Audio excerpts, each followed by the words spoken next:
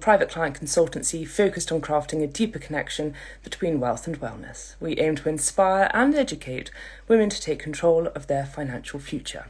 Welcome to the next of our In Conversation series. Today we're going to be talking about financing fertility, and I've got the wonderful Kayleigh Hartigan here with me. I'm just going to get her to join in now.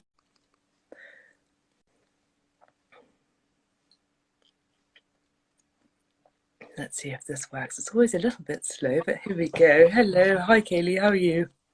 I'm good, thank you. How are you doing? I'm very good, thank you. I'm just going to give a little bit of background on the amazing work that Kayleigh does.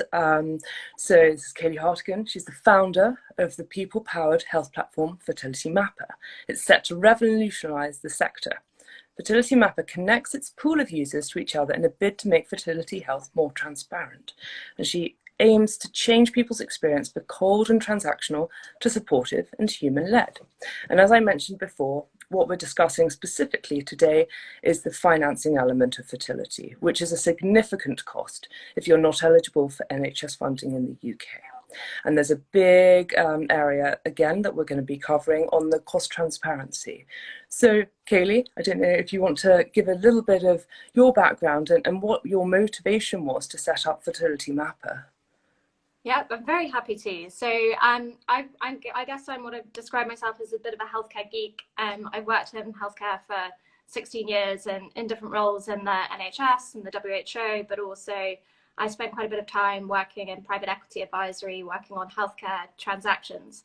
And as part of that, I saw a lot of kind of activity in the fertility space with kind of private equity investors investing in clinics, and we were kind of advising on that. And what I realized at that time was I had a lot of information in my head on how fertility was financed, kind of what you should look for in a clinic, what makes a clinic kind of good or bad in a particular respect. And so at that kind of same time, a lot of my friends started to go through IVF, and it became one of those things where sort of every weekend there'd be a dinner party, someone would mention it, or over coffee, and I realized I had information that would be helpful.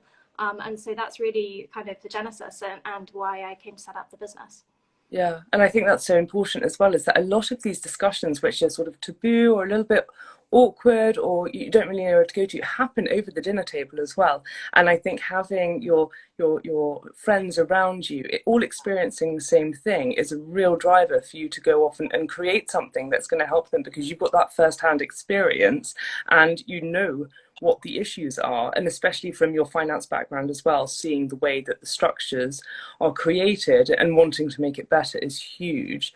So let's go back to the NHS funding and what can make a person eligible or ineligible for fertility treatment on the NHS. Yeah, so it's really tough. So NICE, which is the kind of national regulator that sets kind of guidelines on what should be funded within healthcare within the UK, sets out that there should be 3 rounds of IVF provided on the NHS.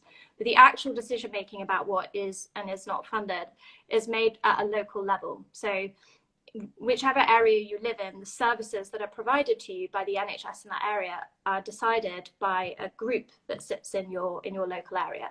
And so in many cases over time, and the NHS has stopped funding as many cycles as it used to. So really the kind of decision about whether or not you have access to treatment or not is really made by the NHS commissioners at a local level. So if you happen to live in an area where they've decided not to finance fertility treatment, it means that you really will struggle to get access, and that's driving a lot of people to turn to kind of privately funding their services.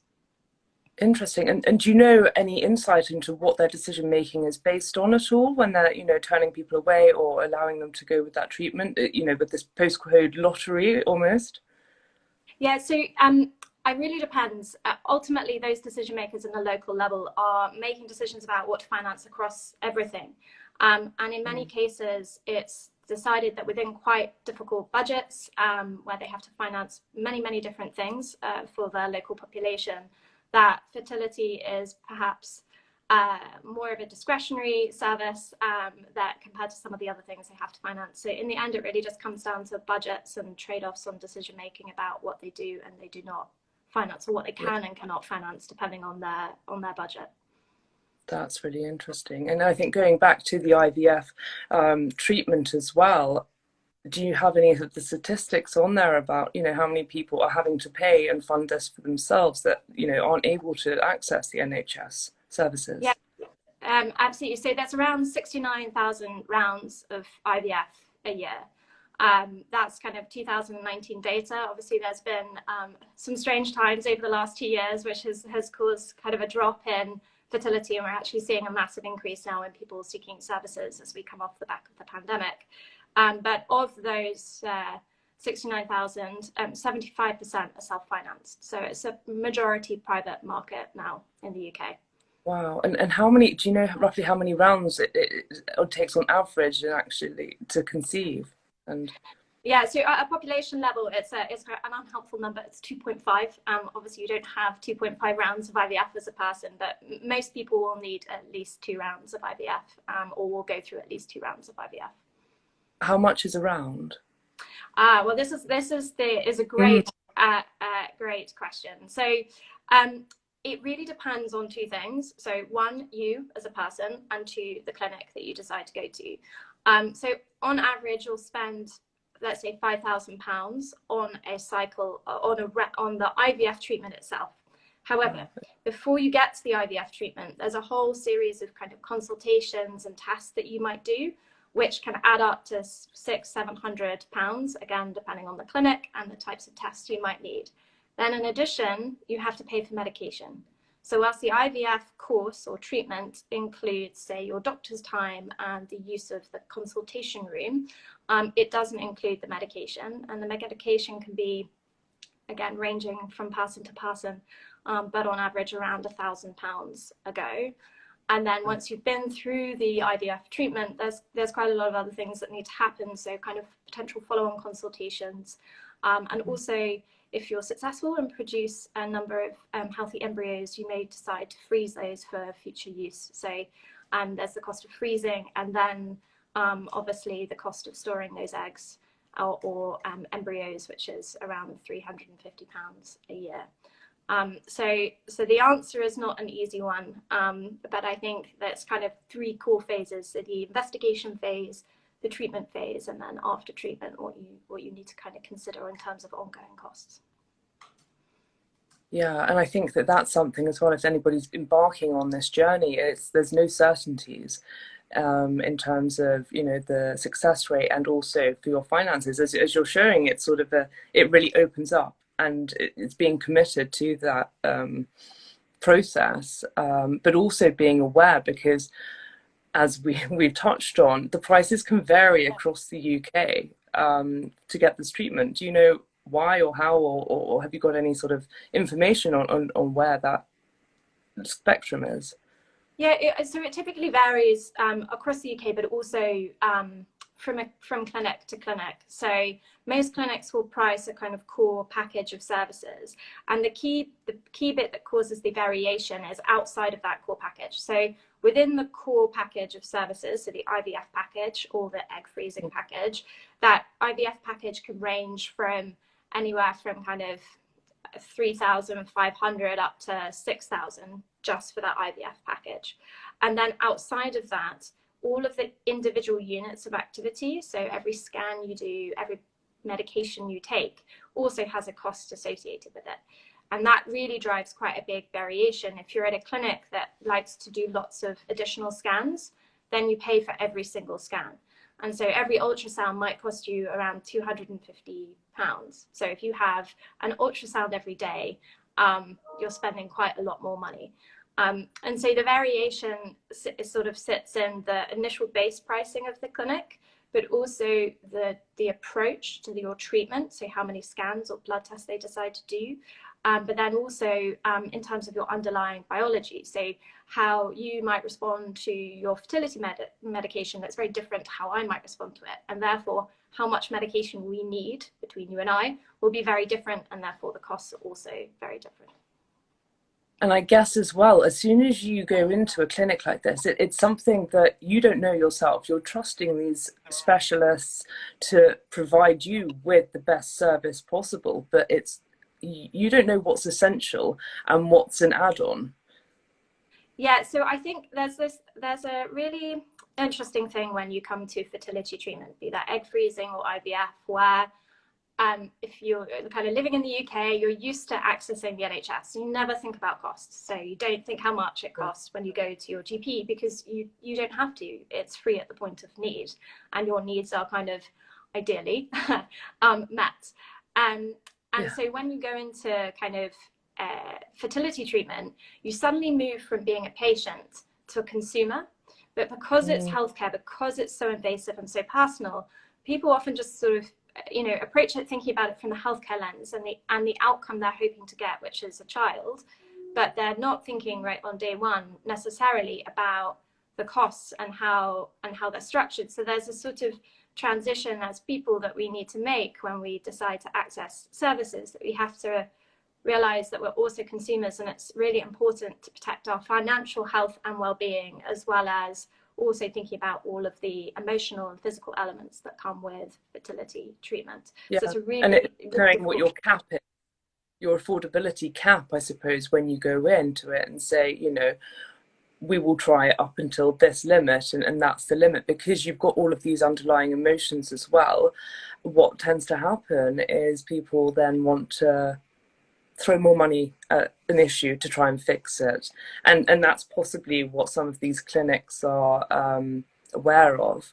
So I don't know if that's I guess you're sort of touching on this point around there are a few parts. So one, we really say to people before you contact a clinic to sit down and understand all of the key bits that make up the costs of the service. So when you go in, you kind of know what you're getting into from day one.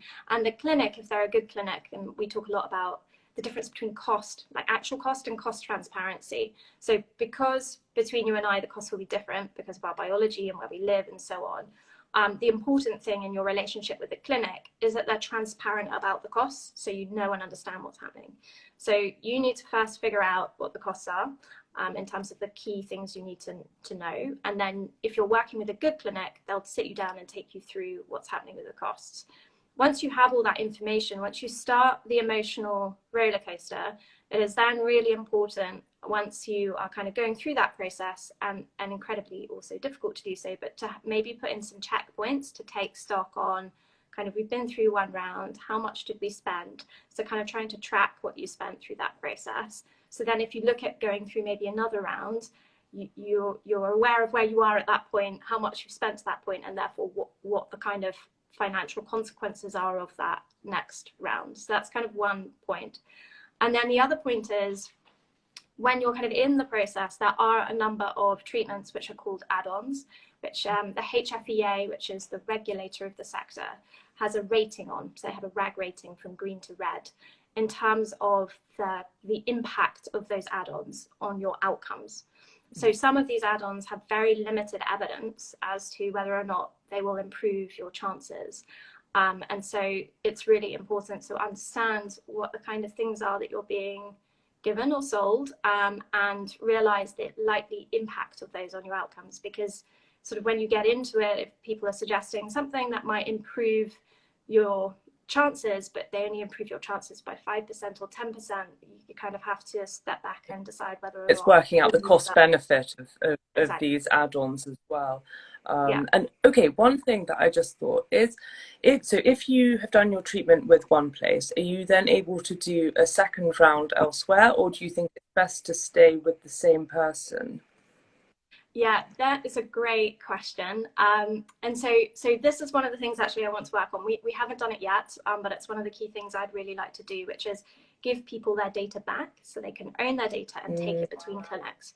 And what I mean by that is, when you start on your fertility treatment, you don't know how we're going to respond. So basically what happens is you get a medication protocol, which is like a series of days, and your medication that you take on those days, and the scans, and all the things that will happen to you. The best predictor of your success of IVF is your previous history of your reaction to those medications. And so that's why most people go through multiple rounds, because round one almost becomes like the test pilot to see how you respond to that medication. and then they tweak it for the next round to improve your response based on what they know about your first round of IVF. And so one of the things that we'll say is once you start with a clinic, it's entirely possible to move to another clinic. But as a person going through that process, you should, and again, it's such a, I wish it was less of a burden, it is a burden. You should try and get the information that you need and keep the information you need on your key stats. So your blood test results, what your protocol was, how you responded to that protocol, any screenshots that you can get of scans.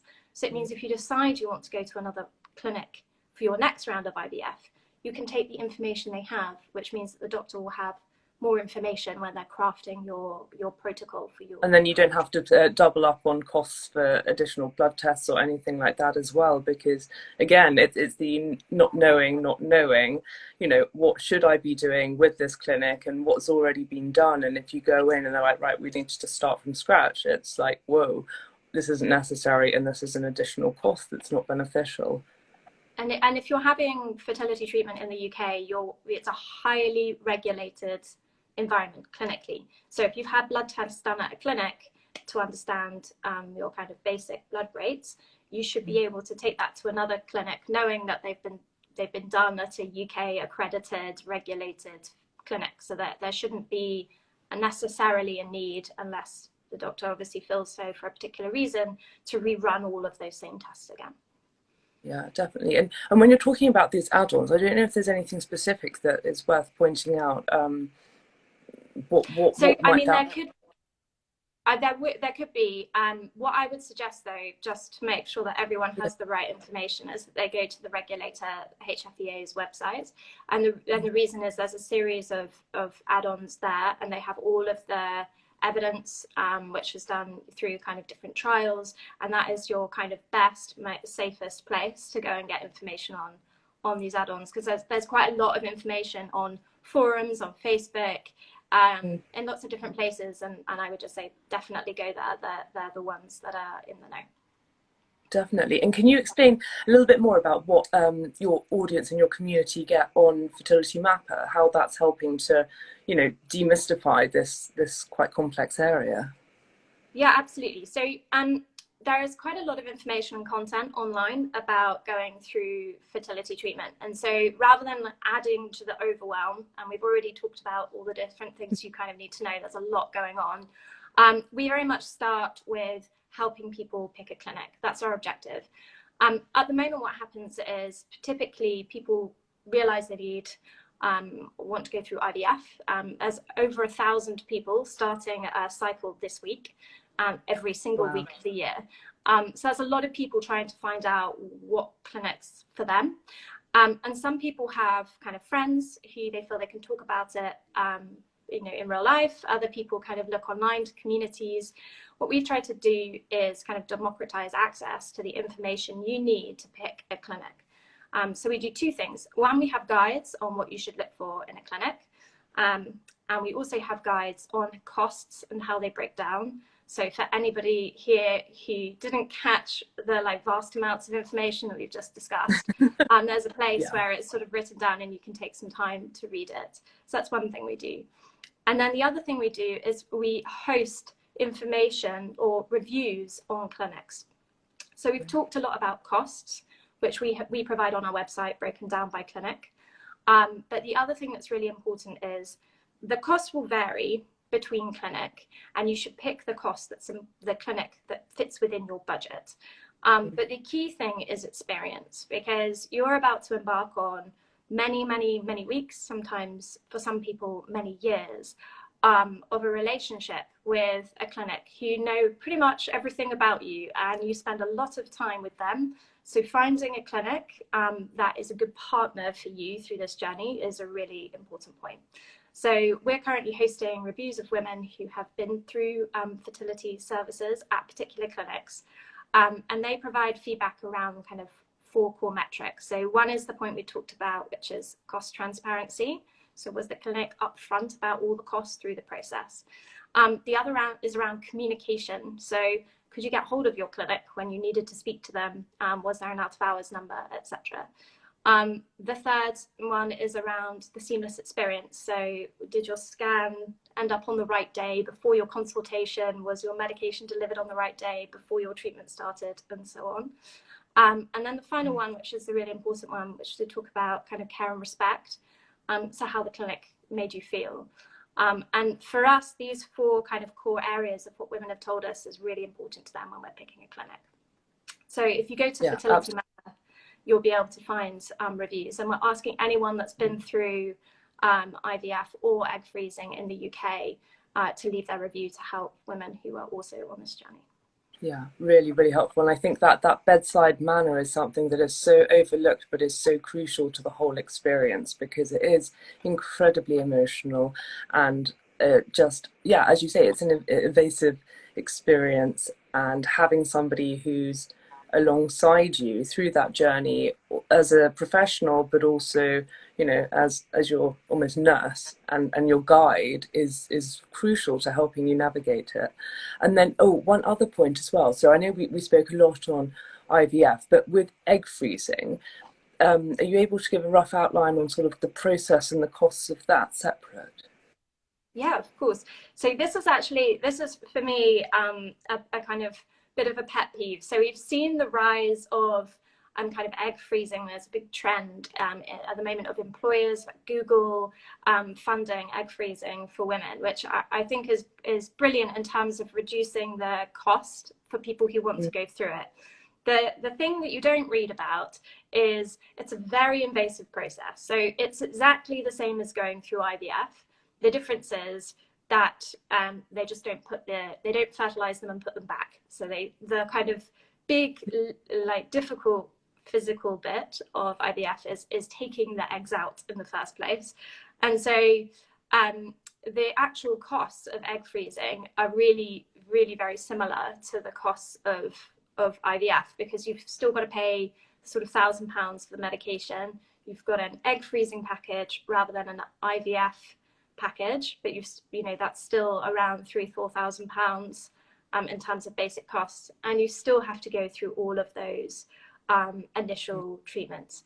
And the one thing that varies back in IVF afterwards as well. Exactly. So the key thing for egg freezing is that you pay rent on your eggs. Yeah. Either, you know, they break it down in different ways, but it's around £350 a year. So for as long as you're storing your eggs, you're paying £350 a year to keep those eggs in a freezer. Do they also, I don't know the science behind it, but like, do they just stay there? Is there any chance for them to sort of like diminish their fertility ability? I don't know what the word is. Yeah, you're asking if the egg quality reduces over time. Yeah. So so the evidence suggests not. It's much newer, so there's a lot less kind of data than there is in IVF, but the evidence suggests that they don't. I'm not a kind of an expert in this area, but that's the kind of expectation. That I think the key thing actually on this, back to kind of picking a clinic, if you're picking a clinic for IVF and you're picking a clinic for egg freezing, is actually slightly different. Because the key thing you're looking for when you're picking a clinic for egg freezing is the lab. So the egg is the biggest cell in your body, and so when you freeze it, there's the potential to get little water crystals or kind of crystals inside that egg, and that can damage the egg through the freezing process. So when you're looking for a kind of IVF treatment, you don't worry about that so much, because most people either implant the egg straight away, or if they freeze them, they fertilize them, so they're embryos, and they freeze embryos rather than eggs. But when you're freezing eggs, what you want is a lab that's an expert in handling eggs. Really good point as well. I wouldn't have thought of that. And so with the is there any sort of hotspots that you would say are like areas that are really top for this, and ones that maybe could do with improving in the UK at all? I don't know if you're allowed to give any insight into what you've seen. I don't have any hotspots for clinics, and the reason is, so we're entirely independent and we don't take any money for clinics. We don't recommend clinics. We're really hosting information that is women's feedback on their true experience, with no promotion whatsoever. So I'm not going to mention which clinics are necessarily like the good ones or the bad ones. that I would just say that you should, people who've been through their clinic experience, please read review, because that is brilliant feedback for somebody else and totally necessary. But also just to keep in mind those kind of key pieces. So I'm going to disappoint you and not give the answer to the question. I don't want you to put your foot in it. So that's really helpful outline. What would be your 3 top tips for anybody who's embarking on the IVF journey to start with, or their fertility process? What are your 3 top tips for them? Okay, so the first one is it can feel like a lot of pressure. Egg freezing or IVF, it feels like time is running out. And what I would say is take time, because picking the right clinic and understanding the key things you need to know will have such a big impact on your overall experience and potentially your outcomes and definitely your costs. So whilst it feels like you're running out of time, try and take some time to do the research you need before you start contacting clinics. So that's, I guess, my first piece of advice. The second piece of advice I would say is when you're picking your clinics, don't just focus on costs. So we've talked a lot about cost transparency, which is incredibly important, and it's important to pick a clinic that fits within your budget. But make sure that you're picking a clinic that's also going to be a good partner for you when you go through that experience. And then the third part, and this is obviously very personal depending on who you are, which is make sure you have a good community of people around you who you can talk to about this process, because it is a very difficult journey for many people. And you'll be surprised when you start to talk about it, how many other people have also been through a similar experience. So, trying to make sure you have a few friends that you can talk to while you're going through the process, I think is going to be really critical. Yeah, and I think that's really, it really highlights the core of this is making sure that you're mentally looked after through such a process. The finances can end up being stressful. The actual physicality of it can be stressful. It's looking after and nurturing yourself as you're trying to nurture somebody else and grow somebody else as well through the process. So yeah, keeping stress as minimal as possible is always key, and easier said than done as well, I think. But yeah, I think that's one of the reasons. I think when kind of people talk about IVF, they focus a lot on the emotional experience, and part of the reason that we've focused to start with kind of on the cost and breaking that down for people, as well as supporting people to pick a clinic, is if you can get that admin out of the way, it then frees you up and for the experience you're about to have, rather than that being an additional stressor that sort of sits underneath, every scan that happens or every additional thing you're going through. So yeah. Absolutely. Oh, well, thank you so much, Kayleigh. This has been eye-opening, and I cannot wait to share this with more people, because it's becoming more, I think, with the stresses of life and the stresses of everything, having a way to finance fertility that's in your control is so important, because there's very little things that you have control of in your life. But actually, if you're looking to finance something that is going to bring you great joy, then doing it in a less stressful environment is crucial. Yeah, absolutely. And thank you very much for taking the time to speak to me. It's really exciting. I know that you've been doing loads of great work around helping people demystify their finances, so it's brilliant to breathe this element to it as well. Thank you. Yeah, we've got lots more to continue as well. So yeah, watch this space, guys. Thank you so much, and thank you everybody for tuning in. And if you're watching this on the replay as well, hello to you. But yeah, we'll say goodbye for now, and I will see you soon. Thank you. Take care. Bye. Thank you. Bye bye.